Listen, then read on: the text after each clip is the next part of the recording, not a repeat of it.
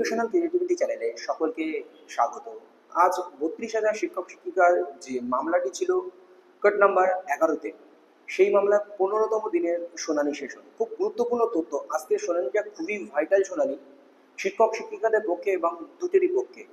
বিচারপতি চাইলে সলিউশন বার করুন আপনারা। এইভাবে ৩২,০০০-এর চাকরি যেতে পারে না, বা তাদের ফ্যামিলি বা তাদের লাইফ কি হবে, ৩২,০০০-এর ফ্যামিলি বা লাইফ এখানে বিষয় রয়েছে।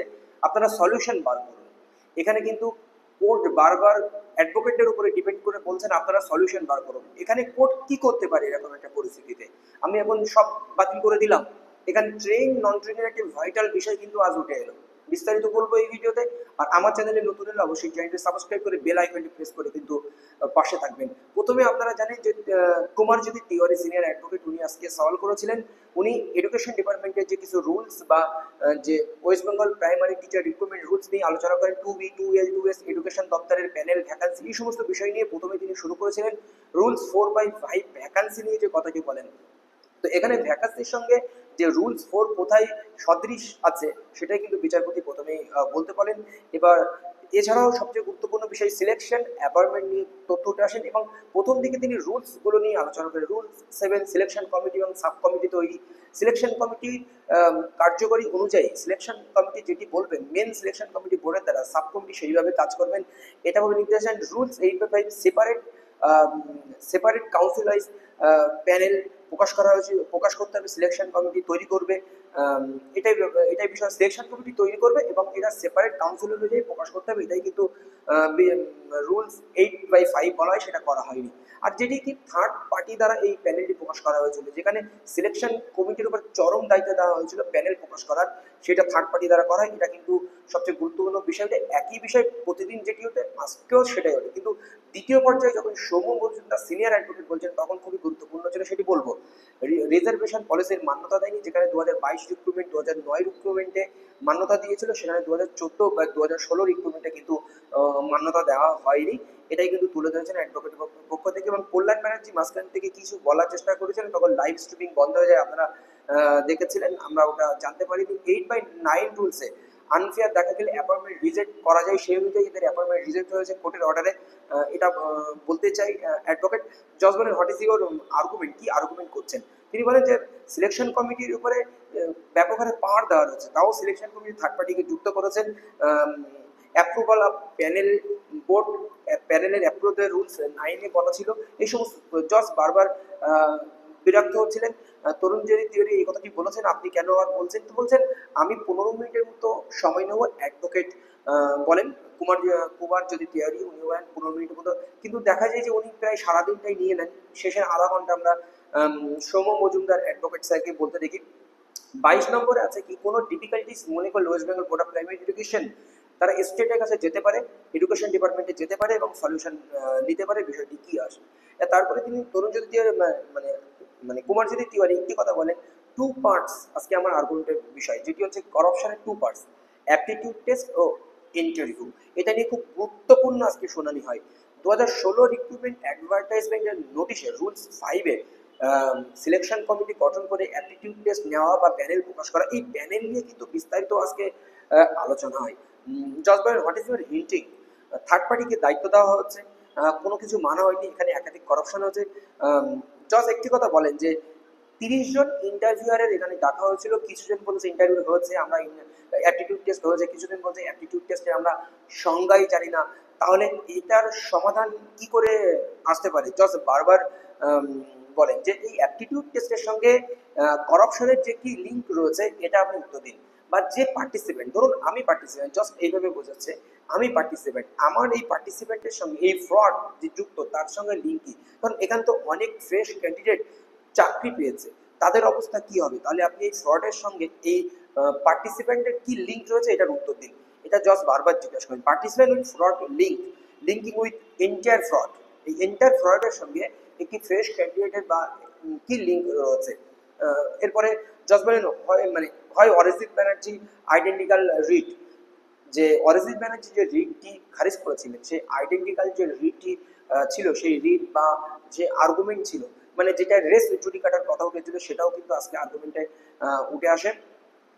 Fresh appointment candidates link with it, লাস্টে আবারও প্রশ্ন করে যে বেস্ট অ্যাপয়েন্টমেন্ট ক্যান্ডিডেটের সঙ্গে এই ফ্রডের লিঙ্ক কি রয়েছে, এই সমস্ত তথ্য উঠে আসে। এবং 7 জানুয়ারি 2023-এর একটি কথায় অ্যাপটিটিউড টেস্ট রেকর্ড করা হয়, নো রেকর্ড অ্যাভেলেবেল, এই সমস্ত বিষয় রেকর্ডস অ্যাভেলেবেল, কখনো বলা হয় অ্যাপটিটিউড টেস্ট রেকর্ড করা হয়েছে, আবার কোনো অ্যাপটিটিউড টেস্ট রেকর্ড করা নেই, অ্যাপটিটিউড টেস্ট হয়নি, এই সমস্ত রেকর্ড, এই সমস্ত বিষয় কিন্তু বিস্তারিত চলে আসে।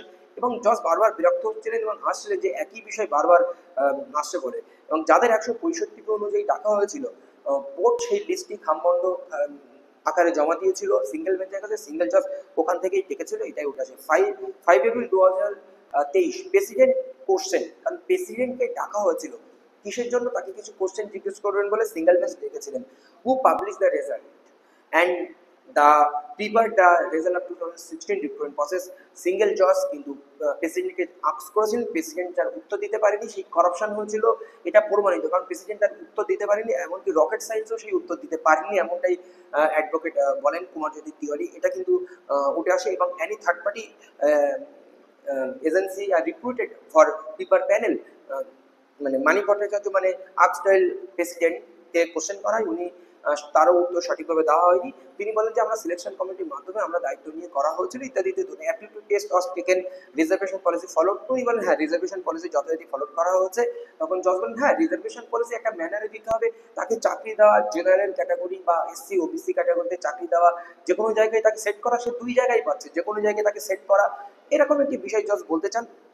তারপরে অ্যাডভোকেট বলেন যে board followed communal reservation policy, এই কমিউনাল রিজার্ভেশন পলিসি বলার পরে কিন্তু মানে জজ একটু রেগে যান।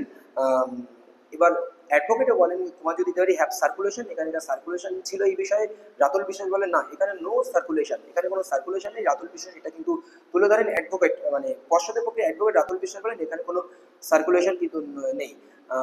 এছাড়াও কুমারজ্যোতি তিওয়ারি দুটো ফাইল অ্যাকসেপ্ট করতে চায়, দুটো ফাইল দিতে চায়, রাতুল বিশ্বাস সেটা অপোজ করেন। জজ বলে না না আমরা দেখবো না, বিরক্ত করেন, কারণ উনি আগে একটা ফাইল দিয়েছেন, তার বাদেও দুটো আগে তো কম্পাইলেশন দিয়েছেন জমা, আবার দুটো দিতে চান, এই নিয়ে কিন্তু বিষয়। জজ বলেন আপনি মৌখিক বলুন সবকিছু। তো এই হচ্ছে বিষয়। প্যানেল সার্কুলেশন নিয়ে কথা হয়, রিজার্ভেশন নিয়ে কথা হয়, এবং শেষ পর্যন্ত কুমারজ্যোতি তিওয়ারি যেখানে শেষ করেন, তিনি বলেন একাধিক অর্ডার কপি দেখান, যেখানে WPAP 2003/2022 একটি পাবলিক ইন্টারেস্ট লিটিগেশন নিয়ে আলোচনা করেন। উত্তর দিনাজপুরের ক্ষেত্রে একটি রিক্রুটমেন্ট, একটি স্কুলে একটি টিচার জয়েন করার পরে একটি তাদের অ্যাপয়েন্টমেন্ট নিয়ে নেয়, বললো তোমার অ্যাপয়েন্টমেন্ট কাল দেবো, কিন্তু কাল অ্যাপয়েন্টমেন্ট চাইলে তার অ্যাপয়েন্টমেন্টটি আর ফিরে দেওয়া হয় না, সেই ক্যান্ডিডেট সরাসরি সিঙ্গেল বেঞ্চে আসে। পরবর্তীকালে বোর্ড ওটার উপরে ভিত্তি করে ডিভিশন বেঞ্চ যায়, ডিভিশন বেঞ্চ বলেন যে এখানে চরম দুর্নীতি হয়েছে, এখানে ইলিগালিটি হয়েছে, সেটা সুপ্রিম কোর্টে গিয়েছিল, সুপ্রিম কোর্ট এটা নিয়ে কোনো সাউন্ড করেনি।